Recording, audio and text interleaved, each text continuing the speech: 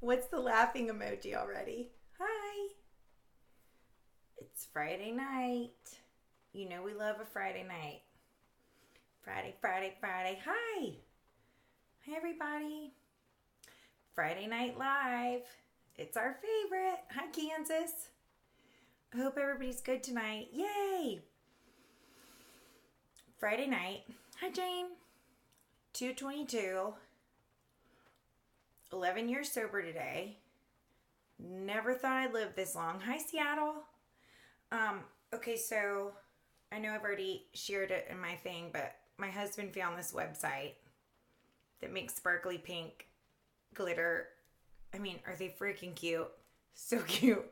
I'll put the link. I think this one's, there's one called Recovery Chip, and I'll put a couple that I know in my website. Hi, Jack. Hi, husband Jack. So happy 11 years, right? Okay. Who knew? When I tell you I never thought I would live that long, it is no joke. And the crazy thing about the whole recovery thing, I'm not sure. I mean, hopefully I'm not going to cry. We all know that I'm probably going to cry because I always cry. Anyway, but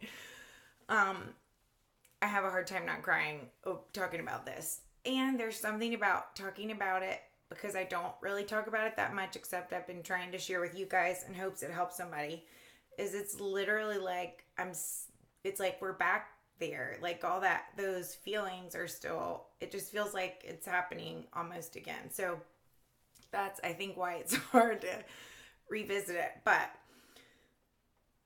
okay, I'm just going to launch into it so I don't talk in circles, because you know how I like to talk in circles. Lots of circles. Circles on circles. So, hi. Yes, it is. You know my voice. Poor husbands. Same thing my husband says. So, Skylar, who's now 20, was 9 when I went into rehab. And I've told you guys before, like, my worst thing was every day at 3 o'clock when I was supposed to be in the pickup line. And Jesus, get the tissues. Like, even being away at rehab in this little bubble thing, I would really, literally, like, my throat felt like it was closing up. Like, who's picking up Skylar? And to this day, I mean, like, you could tell, it's like, it comes right back to the surface. So, you know, I took him to school on a Friday morning, and when I got home dropping him off from school, completely it completely caught me off guard that my mom and sister were there, sober Barbie, and took me away to rehab. And I don't know who picked up Skylar that day. And I don't know. Hi, wife, Cherry in Tasmania. Yeah, we did waterproof mascara today. And I don't know who picked up Skylar. Truthfully, the whole time I was there. I mean, I know it's my mom, his dad, my husband. Like, I know the child was fine and safe, but, like, that was such a hard thing for me. So, and I had such a mixed emotion of seeing him for the first time, because I felt so guilty for not being able to explain to him. I'm not even sure how people told him where his mom was, you know what I mean? And it had been just the two of us for so long, so yay for your niece. It's like he was my family, I was his family, so it's like, where's my mom? Like, if anything else falls apart, like, my mom was there.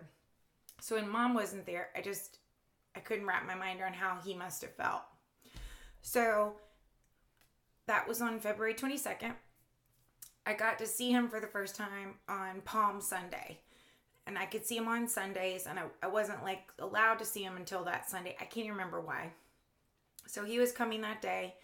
And it was a week before Easter, and I always did all these great things for Easter. Like, I didn't do them that year because I couldn't. Oh, crap. Hold on. Hang on. Okay.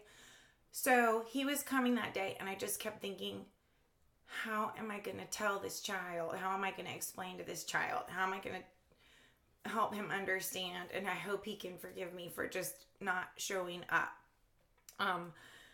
So that morning, you're at the rehab facility, and they would take you in a van. Like, if you wanted to go to church, they would take you away to church and then bus you back, which was weird.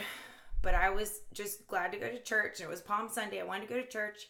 I got on the little bus, went to church, and at church that day, I really don't remember anything about the service, except that the preacher talked something about traveling and air flight. And I was like, oh my gosh. So since I had been a single mom for all of Skylar's life, anytime we would fly together, I would say, Sky, you know how they always say I have to put on, the parents have to put on oxygen mask before a kid. I freaking hate that. Pom Pom Barbie. Right. Jane gave me these earrings this weekend. So I always said him on the airplane, literally every time we get on an airplane, I hate that. I just want you to know, Skylar, if there's an emergency, I promise you I will put my oxygen mask on first before I put on your oxygen mask so that I can help you. But I just want you to know that kills me. I want to put your mask on first. So we always would have that conversation. And I was at Palm Sunday church that day and I was like, oh wait, I think he'll understand. I think he'll understand if I can compare it to being on an airplane, like I have to do this or I can't be a good mom. I'm sorry, you know I cannot do this without crying, so why are we kidding ourselves?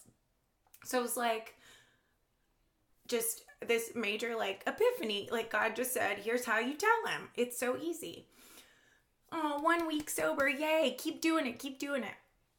So he got there and he came into the little room where I could see him and I was like, Skylar, I'm so sorry that I haven't been there to pick you up at school, which seems like a stupid thing to say. And I said, I don't know how to explain it to you, except I'm fighting to get back to you. I just know you don't understand that because I'm not with you. But I am with you.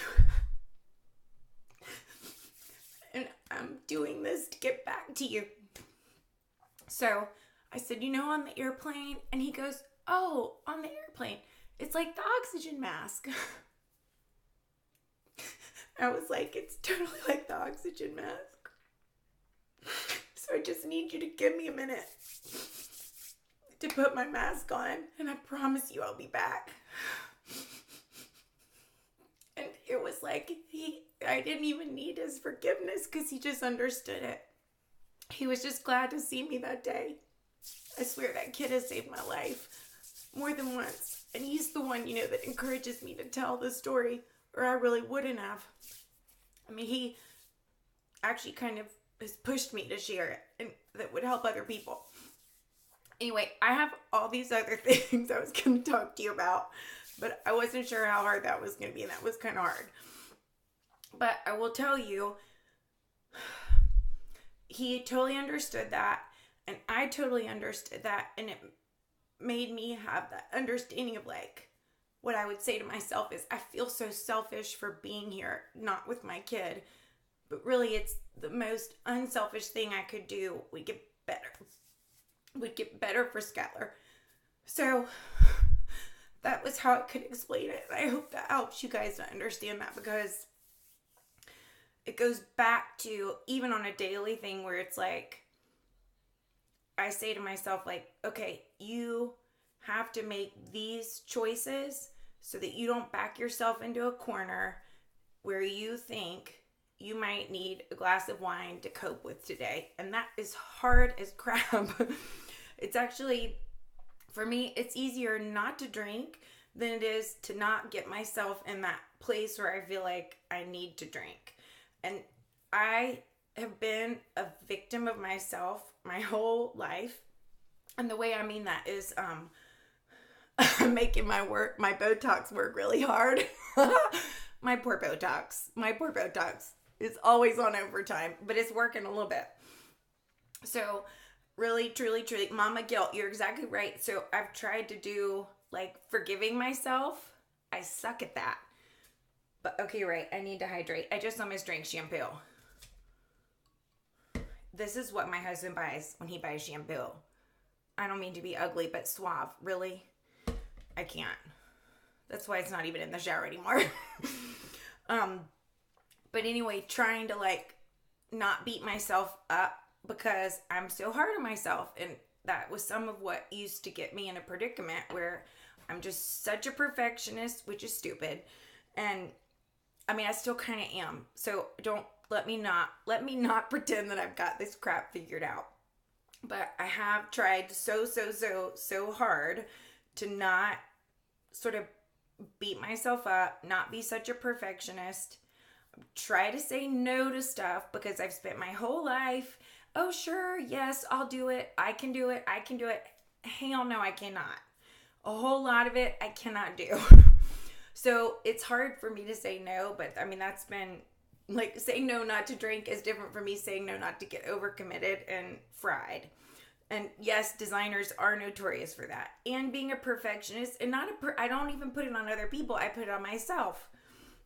And then I beat myself up. So I have tried to like be more forgiving to myself, which is hard, but it does help. And I try to say no a lot more so I don't get backed in a corner.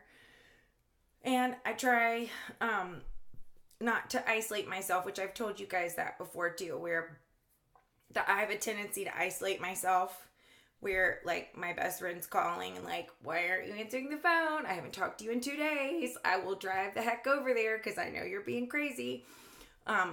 So I have to be really, really careful not to do that either. I have to like talk to people, and usually I have to talk to people when I least want to talk to people so that I don't isolate myself. But anyway, okay, so I had other stuff I was going to talk about, but I do go to anxiety and perfection are not the boss of us, right? And there is no perfection, but there is progress.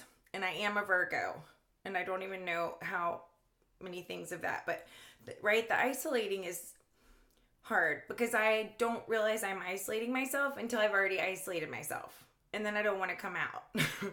But anyway, that's one reason when I tell you guys I do better if I'm exercising is because for me to exercise, I go to a class, and that means I'm not by myself.